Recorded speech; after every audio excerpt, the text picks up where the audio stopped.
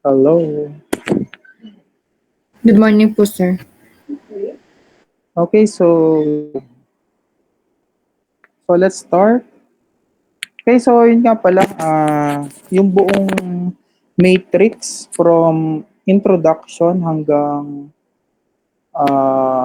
determinants. So, di ba ako yung nag-post ng sa YouTube? So, check nyo na lang yung aking YouTube kasi nandun naman lahat yung mga video tutorials. So, okay, so kung hindi nyo, let's say, hindi nyo na-gets yung aking pagsusolve, so meron namang alternative. Okay? So, the same siya, ang ano nga, mas mahaba yung aking discussion, especially dun sa YouTube. Okay?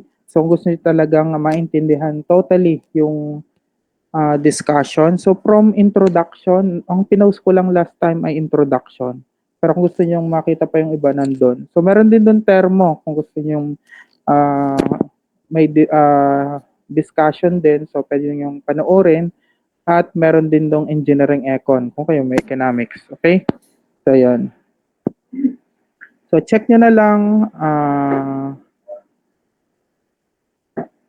So, yung aking i-discuss ay nandun sa uh, YouTube video. So, kasi hindi ko naman kayo binigyan talaga ng hindi ko naman talaga kayo nabigyan ng totally module. Okay? So, ito ay yung module talaga which is instructional materials check natin. Okay, so yan. So, this is my lesson number 2. We have binary operation. So, yung diniscuss ko last time, we have the introduction to matrices or matrix. Okay, so ang aim natin for this lesson number 2 is to add, subtract, and multiply matrices at the same time ay yung apply natin yung rules for binary operation. Okay? So when we say binary operation, we are just adding two matrices. Okay? So let's proceed now. So since ito ay na-discuss ko na last time, last day, hapon. Okay, so for adding two matrices, so make sure that we have the same sizes. Then the addition here ay ganito lang. Okay, so we just add with the same kung ano yung kanyang position dito sa ating matrix. So yun yung ating i-add. Example, we have this matrix A, we have 2 by 3. So, dapat yung B natin is 2 by 3 din. Okay? So, yan. So, this is the solution. We have this 5 plus 6. Ayun siya. Then 2 plus 7, etc. Okay? So, for different, let's say, example, we are or the given is in complex numbers. So, that is the same when we are solving for or adding complex numbers. Okay? So, yun lang yung magbabago or ganun din. Okay? So, kung ano yung ating or dimension, so ang dimension that is the size. Okay? The same. So, if the size is the same, so dapat the same din siya with the solution or the final answer. Okay? So, yan. So another example is this: we have two stores, location A and B, when their sales of tires are given by make in rows and quarters in column. Okay, so ito yung sales nung dalawang stores A and B. Yan. So pinakita, this is per quarter. So quarter 1, 2, 3, 4. Okay, so ito naman ay based on different tires. So this is tire number 1, tire number 2, tire number 3. So ibig sabihin, itong store A ay nakapagbenta ng 25 tires sa unang quarter. 'Yun ang ibig sabihin. So ibig sabihin, we can illustrate yung ating sales per quarter gamit ay matrix. So kung ating ito total, ayan. So kung ating ito total, that is by using our addition of matrices.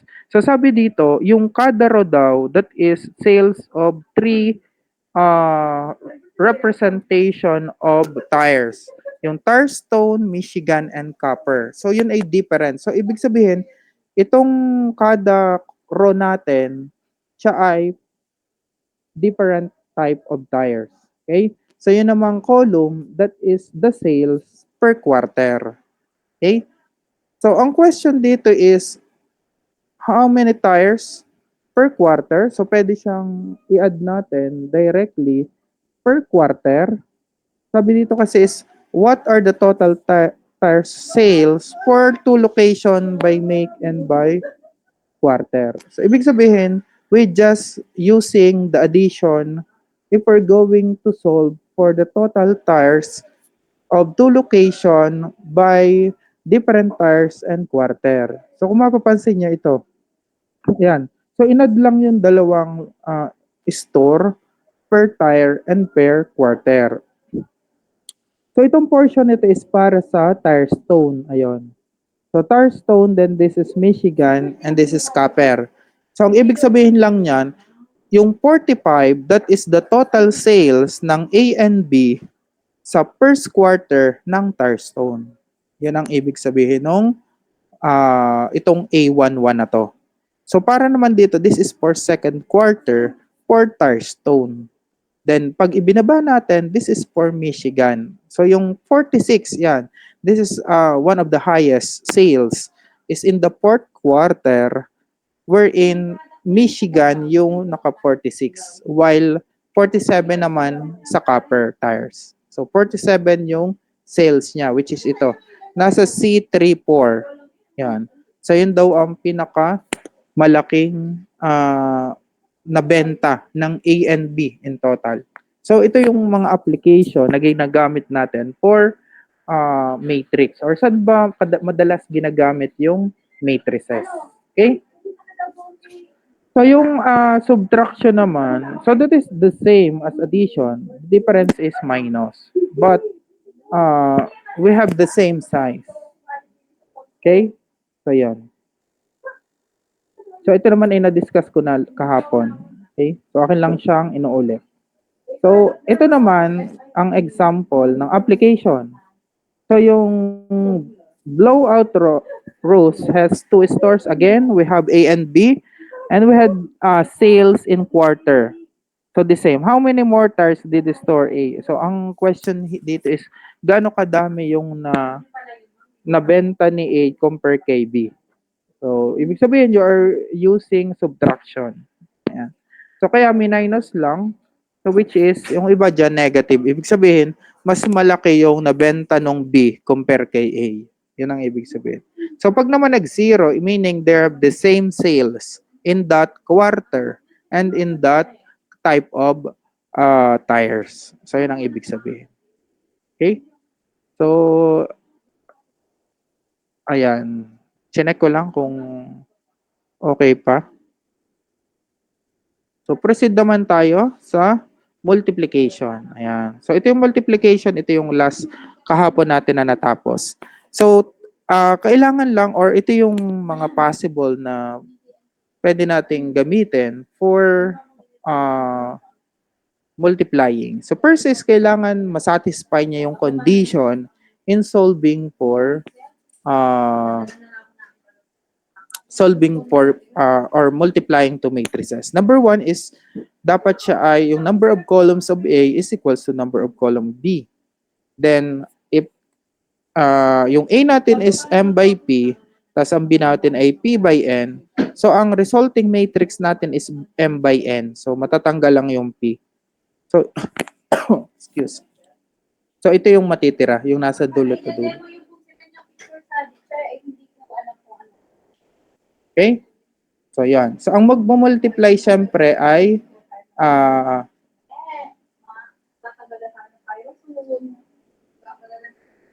okay. So, itong yung para sa A, that is row, tapos multiply by the column of B. So, ganun ang pag-multiply. So, example, we have this. 5, 2, 3, 1, 2, 7. Then, this is 2 by 3 and this is 3 by 2. Okay. So, 2 by 3, 3 by 2. Ibig sabihin, 2 by 2 yung magiging sagot. Okay? So, yan. So, example. So, for, 'di ba ako naglagay doon ng mga C11. So, in terms of A yung akin. So, A11, A12, A21, A22. So, kasi yun yung magiging sagot natin. So, ang pagsasolve niya is the same as kung ano yung pagsasolve ko last time, kahapon. So, we have yung itong first row. Ang ibig sabihin ng C12, yung C12, ibig sabihin that is first row ng A and 2 second row, second column. Okay?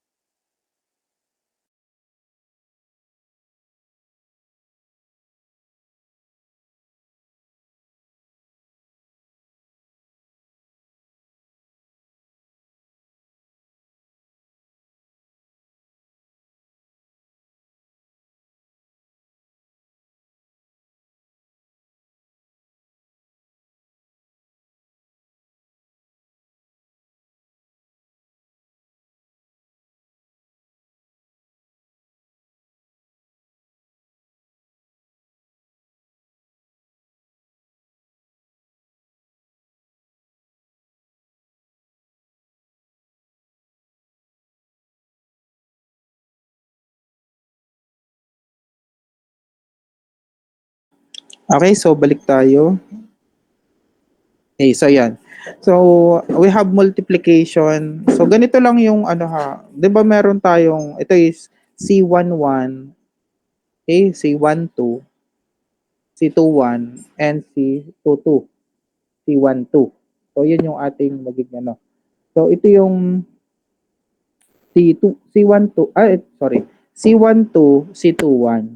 Okay, kasi second row, first column. So, the same din yung process niya. So, pag siya ay C11, ibig sabihin, first row at saka first column yung ating i-multiply. So, then, per number tayo dyan. So, we just multiply it, then add. Ayan. Okay, so like this, we have 5 times negative 2, ayun, plus 2 times negative 8, plus 3 times negative 10. Ayan. Then, we are going to simplify. We have this negative 6. Ayan. So, isa lang yung kinuha, but the solution is just the same. So, ang nagbabago lang yung row at saka yung column. Papalitan nyo lang, depende sa kukunin. Example, kung 1, 1, we have first row at saka first column. So, 5 times 3 plus 2 times 5 plus 3 times 9. So, yun yung ating C11. Okay? So, ayan. Yan. Okay, so saan ba ginagamit or ano ba yung application ni multiplication of matrix sa true to life? Ayan. Okay, so at laging may application kung saan ba ginagamit yung matrix. So ito naman is the same pa rin. We have the blowout Ross store. We have location A and let's say so A lang yung ating gagamitin. Ang sales ng tires ay given by row. So, ito yung sales ng tires. Then, ang column naman is per quarter. Okay? So, ibig sabihin, ito pa rin yung Firestone, Michigan, at saka Copper tires. Ayan. Then, per quarter, the sales of the store A are the following prices of the each tire. So, ang bawat quarter, ang bawat tire ay may kanya-kanyang presyo. So, ang Firestone is $33.25, Michigan is $40.19, Copper Tires is $25.03. So, ang aim natin is malaman natin kung gaano kadami ang sales per quarter ng tires. So, ibig sabihin, kailangan nating malaman gaano ba kadami yung nabenta based on per quarter. Okay? So, ang gagamitin nating formula dito is multiplication ng matrix. Kasi yun yung possible na pwede nating gamitin to solve for this total sales per quarter. So ang gagawin lang natin ay we just use itong portion na to, gagawin natin siyang vector. Okay? Kasi kung i-multiply natin dito, which is 3 by 4, dapat 1 by 3 yung ating itong prices. So ibig sabihin, dapat siya ay naka-row vector. Kasi hindi pwedeng naka-ganyan lang or naka-column. Kasi kung column, magiging siyang 3 by 1. So 3 by 1 times 3 by 4, so hindi pwedeng i-multiply. So kaya kailangan nating i-convert yung ating column vector into row vector. Okay? So kaya naging ganito siya. Then, solving using our multiplication. Yan. So we just multiply the column times, the row and column. Okay? So yon. Kasi ito, 'di ba, itong 33.25 para siya dito. Tapos yung 40.19 ay dito, then 25.02 dito. Kaya we just use the multiplication. So ang nakuha first quarter is 1,182 or $1,182.38. Okay? So para sa naman sa C12, ito yung second quarter. So second quarter at saka itong ating portion na to. So ito yung magiging total per quarter. Yan. So 4 na yung sagot. Okay? So this will be the total sales per quarter of tires. Okay? So yun ang ating answer. Okay? So this is just an application kung ano yung multiplication ng ating yan. So if you have ito naman kasing portion na to ay meron na din doon sa ating YouTube. Okay? So check nyo na lang yung aking YouTube channel. Okay? YouTube channel. Yung aking YouTube. Para at least kung nalimutan nyo, pwede nyo siyang balik-balikan sa kasi wala na tayong hindi na tayo makapag-record. Pero nung last time, nung ako nagre-record nito, pwede pa siya. So buti na lang na i-upload ko sa YouTube para hindi siya nawala nung time na tinanggal yung mga kasi nag-less tayo into 10 gigabyte yung ating Google. Okay? So, kaya hindi na makapag-upload din. So, almost 9 gig na nga yung akin kaya ako hindi na rin makapag-upload ng lesson. Okay? So, ayan. So, ito naman is scalar. We just multiply by a scalar number dun sa ating matrix. So, we just multiply K by each element or each entry in the matrix. Example, so we have matrix A, then find 2 times A or 2A. So, we just multiply each entry. And this is your answer. This is the answer. Okay? So, yan.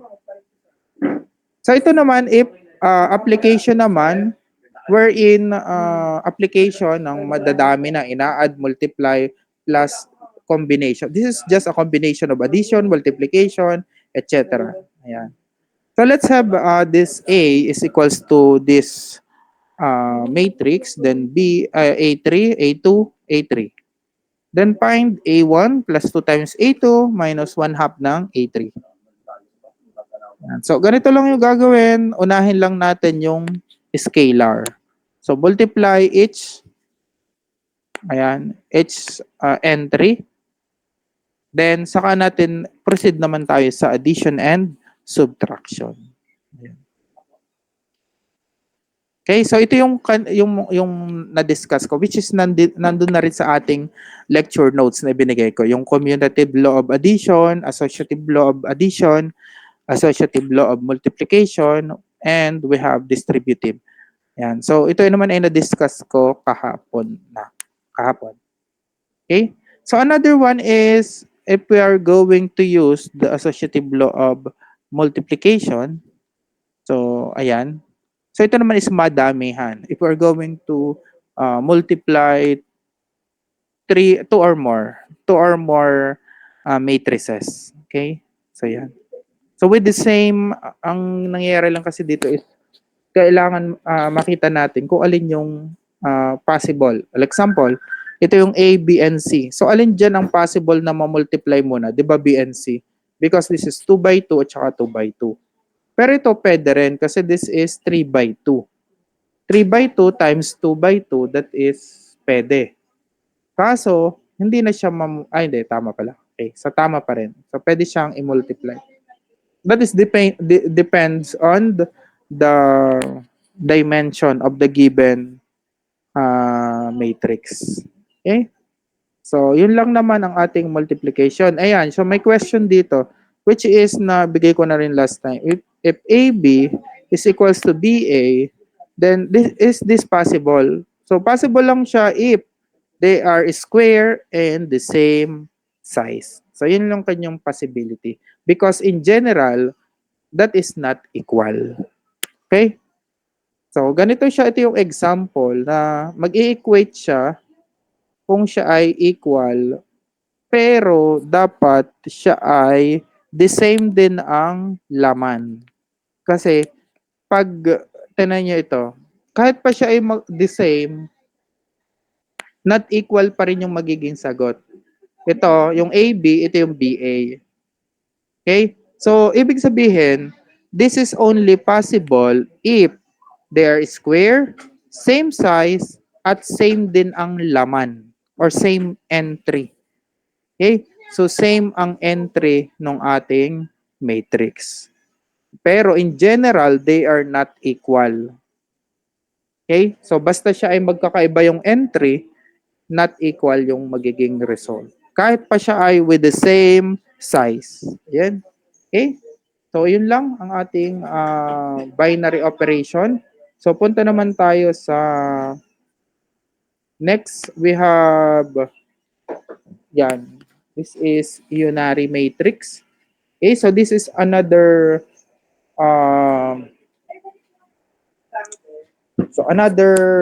characteristics and properties of a matrix.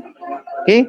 So ano ba yung unary operation na ginagamit natin? Okay, so this is just the same as yung binary operation. So ito lang is when you say unary, this is 1. So ibig sabihin isa lang yung sinosolve natin. One matrix lang. Okay? So kanina we have binary, we have addition, subtraction, and multiplication.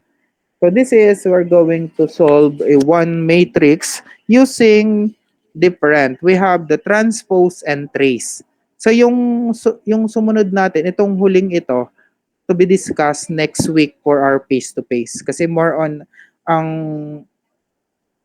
for finding the determinants, meron tayong 3 to 4 methods in solving for determinants. Okay, we have the basket weave method, the cofactor or Laplace expansion, we have the pivotal expansion, and the Gauss method or elementary row operation. So yung apat na yun ang ating i-discuss next week, face-to-face yun. Okay? So kung hindi naman natin matatapos yung apat na yon, so we have another 1 hour which is online. Okay, so medyo mahirap nga lang ang online dahil especially pag computation. Kaya dinidiscuss ko pag online ay yung mga basic principles and properties. Okay, especially yung mga ganito. Pero yung determinant, so discuss natin siya next week para mas maintindihan natin yung okay. So number 1 is ano ba yung tinatawag nating the transpose of matrix? Okay, so transpose is just, we are, from the word itself, transpose. So, transposition of that row to column. So, babaligtad from I row, magiging I column. Okay? So, babaligtad siya from, let's say, ito, yung ating 2 by 3, magiging 3 by 2. Kasi yung we have 2 rows and 3 columns. So magiging 3 rows and 2 column. Babaligtad. Ito yon. So nilalagyan natin siya ng T dun sa taas ng matrix. So, para siya maging transpose. Example, we have 25, 23, 2. So, naging siyang column. So, from row to column. That is transpose. So, ito yung note. The transpose of row vector is the column vector. So, the same ng ginawa natin kanina, di ba? Yeah. So, ito is other properties. Next naman is yung symmetric matrix. Pag sinabi nating symmetric, so yung Aij equals Abi. So, yung upper triangular part at lower triangular part ay equal. Okay? Then, pag tinranspose natin yung symmetric, the same pa rin. Okay? Ito yung example ng symmetric. Ayan, oh. So, kung mapapansin nyo, yung 1, 2 at saka 2, 1, siya ay equal. Ayan, oh. Ibig sabihin yung ij at saka yung ji ay equal. Ito naman, oh, 3, 1 at saka 1, 3. So, parehas. Tsaka yung 2, 3 at saka 3, 2 ay equal. So, ibig sabihin, this is a symmetric matrix. Ito yung sinabi ko kahapon na additional special case, okay, which is the unary operation. Ayan. So ito wala to sa sa ating kasi nga hindi naman talaga yung binigay kong module ay hindi naman talaga siya module. That is summarized version plus activity. Okay? Kasi nga kung bibigyan ko kayo ng module, sobrang dami. Ayan. So almost makapal. Okay? So yan. So next naman natin is yung skew symmetrics. Ang skew symmetrics is just the same as symmetric but the reverse sign. Okay? So reverse sign. Example, yung Aij natin is negative Aji. So example, dito yung magiging negative, ito yung magiging negative, ito yung negative. Pwede rin sa kabilang side, ito negative, ito yung positive. Basta magkabilang side, yung Aij at saka Aji, reverse ang sign but the same numerical value. Okay, ang tawag doon is skew symmetric. So ito yung example. So we have 1 tapos negative 1, 2, negative 2, negative 5, 5. Okay? Then, ito. Dapat yung AII, ibig sabihin, the diagonal must be 0. Ayan. So, yun ang difference between symmetric and skew symmetric. Dapat 0 ang kanyang diagonal. And the rest, or the upper triangular and the lower triangular, must be skew. Yan. Next naman is trace. So, ano ba yung tinatawag nating trace of the matrix? Ang trace of the matrix is only applicable especially for square matrix. But, pwede natin siyang gamitin sa mga rectangular. Although ang kanyang ginagamit natin, ang ginagamit kasi natin dito ay yung diagonal entries. So kaya ang malimit na ginagamit natin for diagonal or yung diagonal matrix natin must be a square matrix. Okay? So ibig sabihin, to find the trace of the matrix, first is kailangan muna nating identify if the matrix is square or not. Okay, so dapat ay square. Kasi yun yung magsasabi because the trace of the matrix is just the sum of its diagonal entries. Example, 15, 6, 7, 2, negative 4, 2, then 3, 2, 5. So, ang sabi dito, we are just adding its diagonal. That is 15, negative 4, at saka 6. So, what is the answer? 15, negative 4, 6. What is the trace of the matrix? Anyone?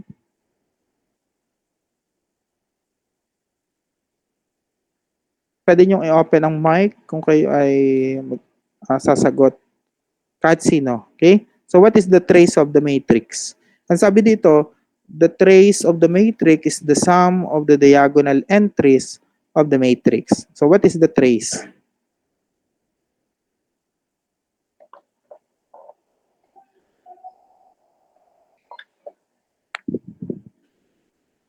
Okay, anyone? Magtatawag ako. Angelica Pay.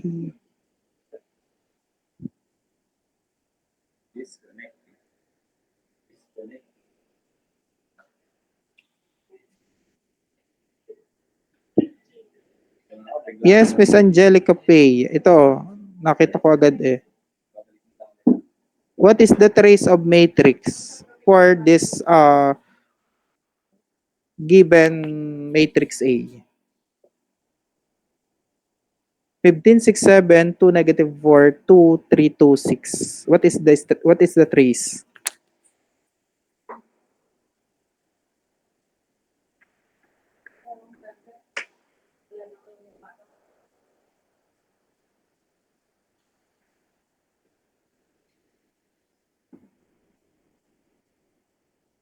Okay, Jeremy Makatangay. What is the trace of matrix for this example number 4?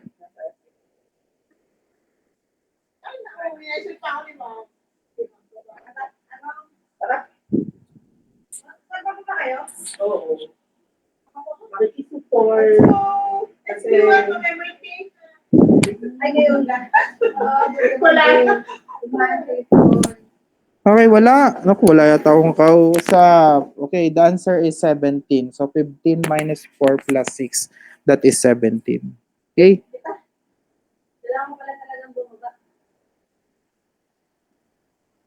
Okay, so this is just the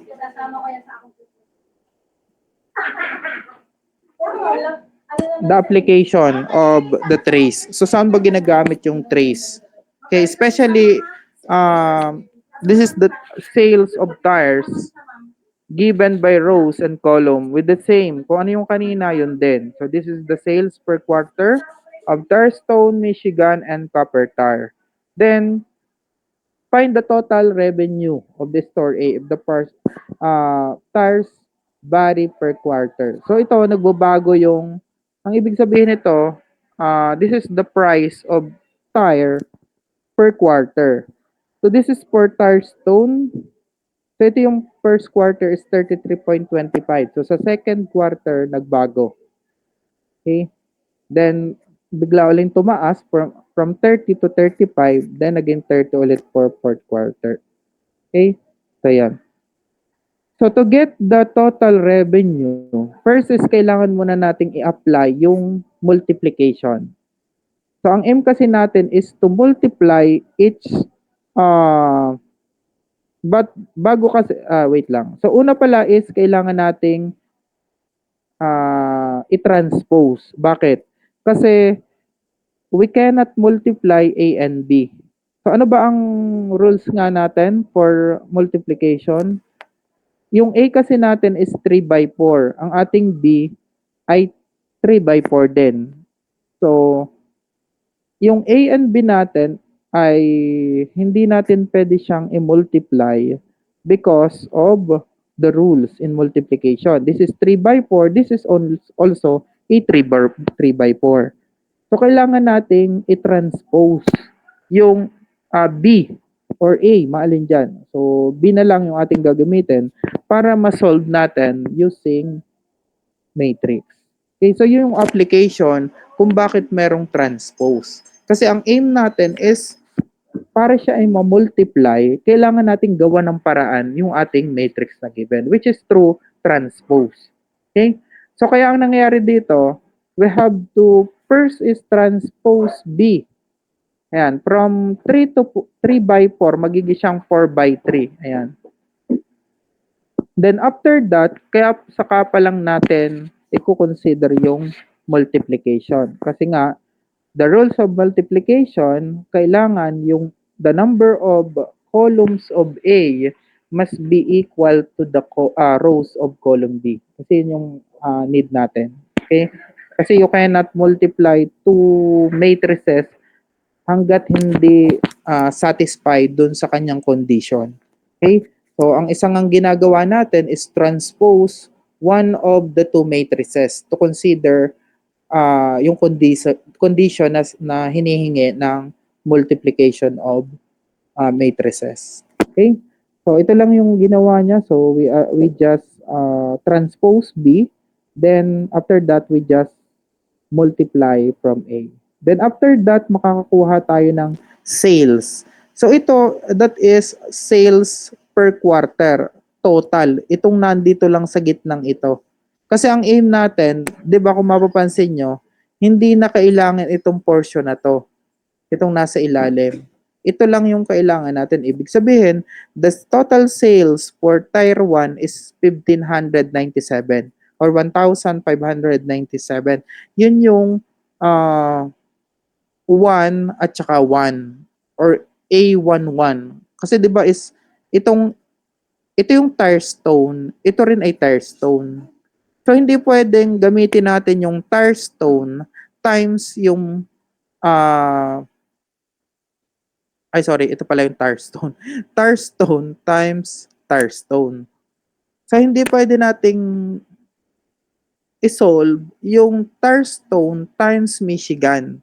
So ibig sabihin, ang gagamitin natin na total sales ay yung tar stone times tar stone, Michigan times Michigan, at saka copper times copper, which is 11, 22, at saka 33.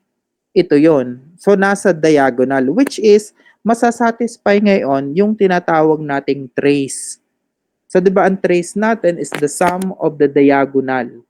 So, if we're going to add this diagonal, yung tatlo, so, yun na yung magiging sagot natin, which is the total sales per year of the store. Ayan. Okay? So, this is the application of the multiplication, the transpose, and the trace of matrix. Ayun. Okay, so yan. So kaya kung mapapansin nyo, the diagonal elements give the sales of each brand of tire for the whole year.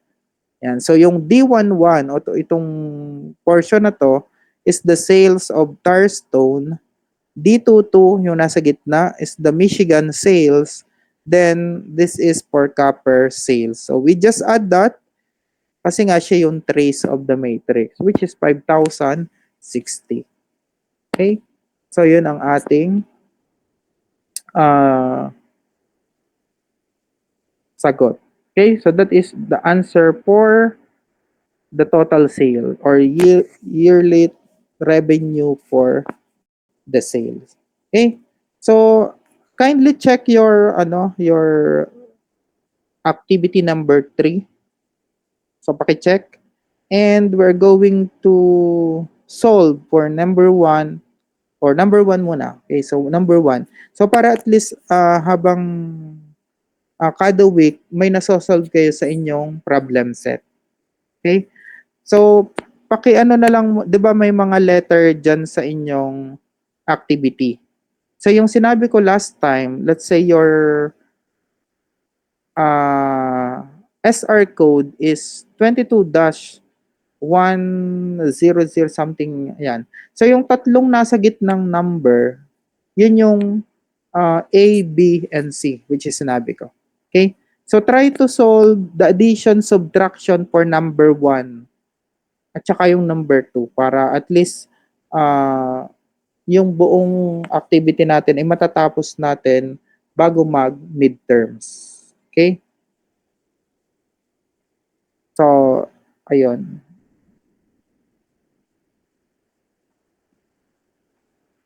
So, ito naman kasing unary and this is for identification of different like asymmetric or skew symmetrics, then we have transpose. Okay? So, yan. So, yun lang muna for today. Paki-ano na lang muna. So, meron pa tayong 10 minutes. So, make sure na pakisagutan ng ating number 1. Okay? So